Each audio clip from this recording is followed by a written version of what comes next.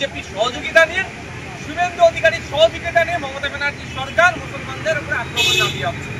একটা পোস্ট, বাকি সব ল্যাম্প পোস্ট। শওকত মোল্লা সাহেবের এখন অস্থিরতা বাড়বে, কারণ যে কাসেম ভাই সাহেবের সম্পর্কে, ভাইজান সম্পর্কে শওকত মোল্লা এতদিন আক্রমণ করেছে, বাই ডিফল্ট ডেজিগনেশন অনুযায়ী কাসেম ভাইজান শওকত মোল্লার অনেক ওপরে বসছে। কাসেম ভাইজানকে এখন ভাইজান সম্বোধন করতে হবে, ফলে ওনার একটু ফাটবেই। ডেমোক্রেসিতে অংশগ্রহণ করা, ভোটিং সিস্টেমে অংশগ্রহণ করা, ইলেকট্রাল পলিটিক্সে অবশ্যই দরকার বলে আমরা অনেক আগে থেকেই রাজনীতির ময়দানে এসেছি। আস্তে আস্তে আমার পরিবারে অন্যান্য আরও যারা পিছিয়ে যারা আছেন তারা আসছেন, এটা আমি স্বাগত জানাচ্ছি। তবে ব্যাপারটা হচ্ছে দল চয়নের ক্ষেত্রে একটা দুর্নীতিগ্রস্ত দলকে চয়ন করে ফেলে, ফলে এটা নিয়ে অনেক সমালোচনা হচ্ছে, আলোচনা হচ্ছে, এটা নিয়ে অনেক চর্চাও হচ্ছে। এতটুকু বলবো যে যে দলটাতে উনি নাম লিখালেন সেটা একটা দুর্নীতিগ্রস্ত দল, যেই দলের অপদার্থতার জন্য, যেই দলের ব্যর্থতার জন্য, নোংরামির জন্য, চুরির জন্য যে 26,000 চাকরি বাতিল হয়েছে, তার মধ্যে অনেক যোগ্য আছে, আজকে যোগ্যগুলো রাস্তায় বসছে। যেই দলের জন্যই আনিসকে খুন হতে হলো, যেই দলের সর্বোচ্চ নেত্রী বলেন যে ওয়াকাফ নিয়ে আন্দোলন করতে গেলে দিল্লিতে গিয়ে আন্দোলন করতে হবে, সেরকম একটি দলের নাম লিখানোর জন্য উনি একটু সমালোচিত হচ্ছে। আমার থেকে গুটি কয়েক তৃণমূলের কিছু বিধায়ক নেতারা আছে, সৌজন্যতার সম্পর্ক আমরা রাখি, আপনারা জানেন ভালো করে। সেই ক্ষেত্রে মাঝে মধ্যে ফোনে হাই হ্যালো হয়।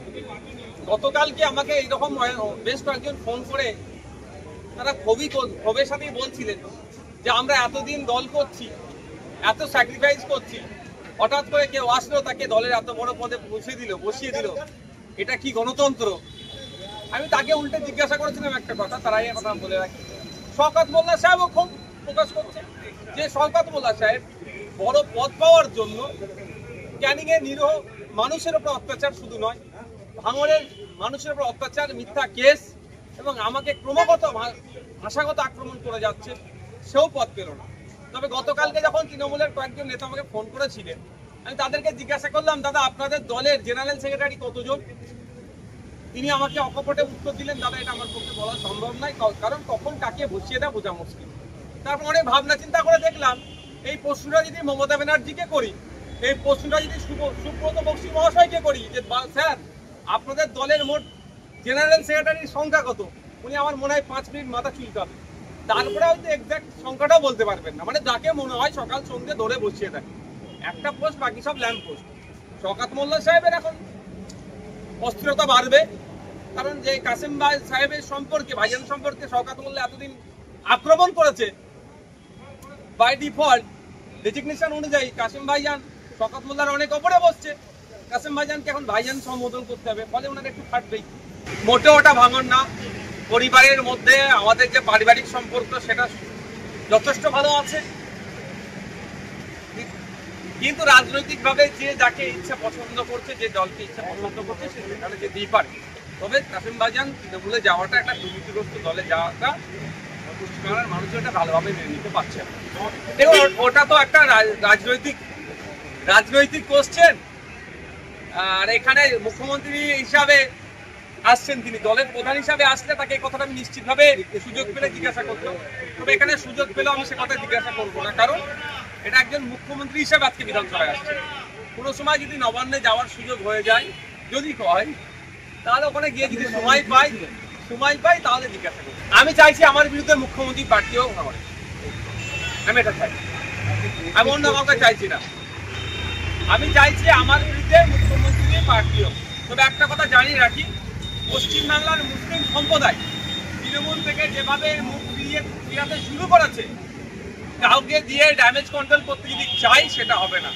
কারণ একের পর এক পদক্ষেপ তৃণমূল কংগ্রেসের, মুসলিম সম্প্রদায়ের মানুষজন ক্ষিপ্ত হয়ে উঠছে। মুসলিম তোষণের নামে মুসলমানদের শোষণ করা হচ্ছে পশ্চিমবাংলায় বিজেপির সহযোগিতা নিয়ে, শুভেন্দু অধিকারীর সহযোগিতা নিয়ে মমতা ব্যানার্জির সরকার মুসলমানদের উপরে আক্রমণ চালিয়ে যাচ্ছে। কখনো ওয়াকফ সংশোধনী আইনের বিরুদ্ধে প্রতিবাদ করতে গেলে মিথ্যা মামলা দিয়ে জেল খাটানো হচ্ছে, তো কখনো দিল্লি যাওয়ার নিধান দিচ্ছে। ফলে পশ্চিমবাংলার মুসলমানরা তৃণমূল কংগ্রেসের কাছ থেকে মুখ ফিরিয়ে নিচ্ছে।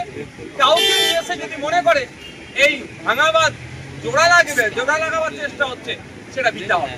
তখন ব্যাপারটা হচ্ছে, আপনাদের দিকে হয়তো হাসতে পারেন, এখন শওকত সাহেবও নিজে ভাবছেন যে এতদিন নওশাদ সিদ্দিকী সাহেবের পেছন মানে তাকে ডিস্টার্ব করে তার কর্মীদের নামে মিথ্যা মামলা দিয়ে, তার নামে মিথ্যা মামলা দিয়ে, শুধু তাই নয়,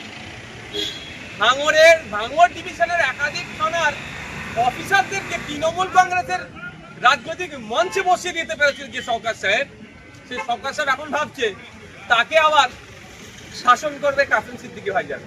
ওই জন্যই হয়তো হাসিটা দুঃখের হাসি আসছে না সুখের হাসি আসছে, তাকে জিজ্ঞাসা করুন আপনারা।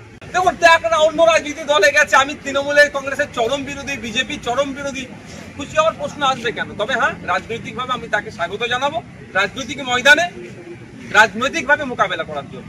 এরপরে কাশ্মীরের কথা হয়েছিল আপনার? না, আমার হয়ে অসুবিধা কোথায়?